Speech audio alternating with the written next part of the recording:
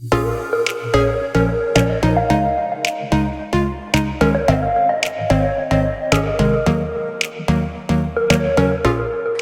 guys, so it's Keoshia and I'm back for another video. If you like my budgeting videos, please give this video a thumbs up. Make sure you guys subscribe. Make sure you turn on that notification bell so you don't miss any more videos from me. Without further ado, let's just get into today's video. Okay guys, as you can tell from the title of today's video, we're going to talk about how I use my credit cards without paying interest, okay? And I'm going to tell you how I strategically use my credit card in order to help build my credit and some of the mistakes that I see people doing when they use their credit card. So the first thing is when you get a credit card, get one, start off with one, and make sure you're disciplined to do this before you start charging up your credit card, because if you do, you will lose thousands of dollars in interest. That is the first thing you need to do. Using your credit card to build your credit score, it takes discipline, and you have to be able to set that money aside and not use it regardless of what's going down. Okay, if you can't do that, then you need to exit out this video, and you don't need to worry about credit cards until you are financially stable and are disciplined enough to use your credit cards responsibly. Let's just say that if you are not a responsible credit card user, and you know you're going to run that stuff up and it's going to have you paying interest, click out the video. You don't need to use credit card. Come back when you get a little bit more discipline, okay? That is the first thing. The second thing is how to use the credit card in order to build up your credit score, okay? So, and that goes hand in hand on how not to pay interest. So it's sort of going to be a little flow, so keep up with me, okay? So the first mistake I see people doing when they use their credit card is this. They buy a purchase, say it's a Best Buy card, okay? You have a $1,000 limit, and you decide, okay, I'm going to use my credit card because I want to build up my credit score. So I need a new printer, so I'm going to go into Best Buy and I'm going to buy a printer for $100, okay? That's my limit. I don't want to put no more than $100 on this card. Boom, I know I can pay that off quickly. Okay, reasonable, okay? Go into Best Buy, you buy the printer, you wait 5 minutes, you go back to the cashier and you pay the printer off. That is a big, big mistake. That right there will not build your credit score. And let's look at why, okay? Let's follow the timeline, okay? This is how credit cards work. I'm making these numbers up, but it's still, making these numbers and timelines up, but it's still like how it goes. You can look at your credit card statement to kind of figure out these timelines, okay? And so the timeline is the time that you purchase it, to the time that it hits your credit card, to the time that it hits your credit score, to the time that you pay off, okay? That is the 4 timelines, okay? Go into the store on Monday and you buy the printer, okay? If you go back in the store and pay it on Tuesday, okay, you paid it off, now you have 0 amount. Nothing hits your credit card statement, so you don't owe any money. And nothing hits your credit report because you don't owe any money. So what does that look like? That looks like you're not using your credit card to the credit bureau. The credit card people know you're using your card, and they're very happy that you're using it and paying off, and they will probably up your limit as you do that over and over and over. But the bad thing is the credit people don't know you're using your credit card because you paid it off before it hits the statement, and then it looks like you don't use your credit card. So that's a lot of mistake that people are doing, and they don't understand why their credit score is not going up. The credit people need to see that you're using the credit card. If you pay it off before it even hits the credit report, they don't see nothing. They see you doing the same shit you've been doing for the last year. They don't see you going to Best Buy, spending $100, then paying it off. The only person who sees that is Best Buy. The credit people at Best Buy. Credit report, they don't see nothing. You look like you ain't even using your card to them, okay? That's what it looks like. So how can we use this to our advantage, and how can we get our credit score up and not pay interest and use our credit card responsibly? First thing, okay?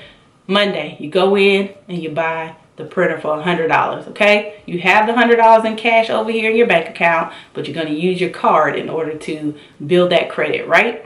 So when you charge that $100 for that printer, you're going to go to your budget and take that $100 of cash, and you're going to assign it to Best Buy credit card for February, okay? It's January when we bought this printer. Your statement's going to come out in February, so you want to say February Best Buy credit card payment. That's what I do. I label it at that, which means it's not money. It's taken out of my money that I am readily available to spend, and it's already assigned, and it has a duty, and therefore I can't use it, okay? Now, this is Monday, so let's say your credit card statement we're just going to use days of the week. We're not going to use like dates, I guess. So let's say Monday the 5th, okay? Monday the 5th, you bought the printer. Monday the 5th, you allocated that money to your February Best Buy credit card payments that'll be due on, you know, say the 5th of February, okay? So bought the printer. Credit card statement ends on the 15th of January. So that means anything between the 15th of December to the 15th of January, anything you charge will hit that February statement and will be due. Okay? So between that time, we charge $100. So on the 15th of January, when your statement closed out for the month and the new statement start, you owe $100 for that printer. Okay?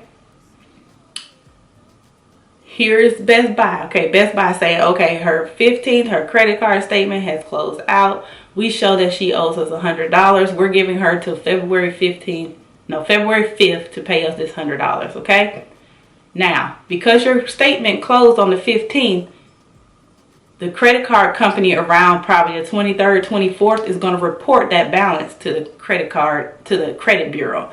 So boom, you're going to get a notification if you use Credit Karma like I do, and it's going to say, hey, boom, something hit your credit report, your balance has changed, blah, blah, blah. You're going to see Best Buy $100, minimum payment $29. Boom, there you go. Hit you. So now you're in the fourth phase. You hit your credit card report. Back to February. Now it's February the 5th. Your $100 credit card statement is due. So what's going to happen is if you don't spend any more money, number one is you're not going to pay interest on that payment because you're going to pay your statement payment when it's due. What happens is if you don't pay the full amount of your credit card payment when the statement is due, that is when interest will start hitting in. So if you owe $100 and you only paid $50, starting that very next day after that payment was due, interest kicks in. And they're going to start charging you interest on that $50 every single fucking day, okay? Until March the 5th. And so you may owe $50, but by the time March 5th comes, you may owe them $60. You see how that is? See how that goes? Okay? So we're going to pay the whole credit card balance, okay? Pay the whole credit card balance. You say you don't charge any more money between there. When the 15th of the month comes around in March and they close out your statement, they're going to go here and say, okay, her statement for March is closed out. On March 5th, she don't owe us any money because she hasn't charged anything. And then on the 23rd, they're going to hit the credit report and tell the credit report you paid it off. You don't owe them anything. And boom. And what you do is you keep doing that same exact cycle for a couple of months and see how much your credit score go up. I can't guarantee how much it's going to go up. It can go up 5, 10, 50, 60. It just depends on how bad or how good your credit score is at that point. That is how I don't pay interest. That is how I let it hit my credit report, to let them know I'm using my money, to let them know that I'm doing it responsibly, to let them know, you know, I'm a responsible person, take my credit score up. This is how I let Best Buy and whomever know that I'm a responsible person.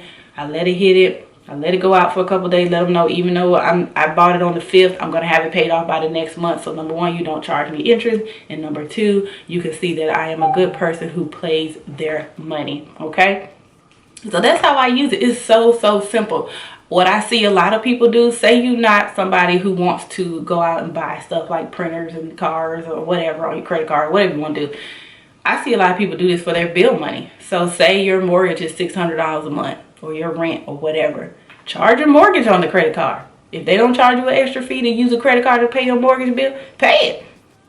And you know what you do? You keep that money in there, and when your mortgage is due the next month, boom, you pay off $600. And that's another way you can do it. So that way you know, okay, if I don't pay my darn mortgage, I'm getting kicked out, so I need to pay it. So that's how you do it. It's so super simple, but you have to, do you see how you have to be disciplined to do that? You can't do this and not be disciplined. You can't do this and not take that $100 and assign it to be paid off next month on that credit card, okay? Because what's going to happen is you're going to end up paying interest and you're going to end up paying more money than you spent, okay, on that particular day. So that's how I don't pay interest. And then that's on like standard interest credit cards. So let's talk about credit cards that have a delayed interest, like PayPal. A lot of people have PayPal accounts. You know why? Because PayPal gives you 6 months to pay off that balance before they start charging you interest. It's their little promotion. Doesn't matter if you spend over $99, You got 6 months to pay off that $99 plus, okay? And a lot of people use that. Credit card, PayPal did not used to report to the credit bureau, but I think a couple years years ago they started reporting to the credit bureau, and that really helped a lot of people boost their credit, or it brought your credit down, because a lot of people use PayPal really irresponsibly. They got to the highest part of their limit of PayPal because they knew it wasn't being reported to the credit card, to the credit company, so it couldn't affect your credit score if you was at high utilization, which means that if you have $1,000 limit, you're at $1,000, you're at the highest, you're at 100% utilization, and the max is like 10% that you should be using of any balance on any credit card. And when you put them all together, it should be no more than 10% of the whole credit card balances, all limits all together, okay? So when that hit people credit report, when they started reporting to the credit bureau, a lot of people either got a really good boost in their credit report, or a lot of people got a really bad like dip down, like I'm telling you, like 10, 12 points, 20 points.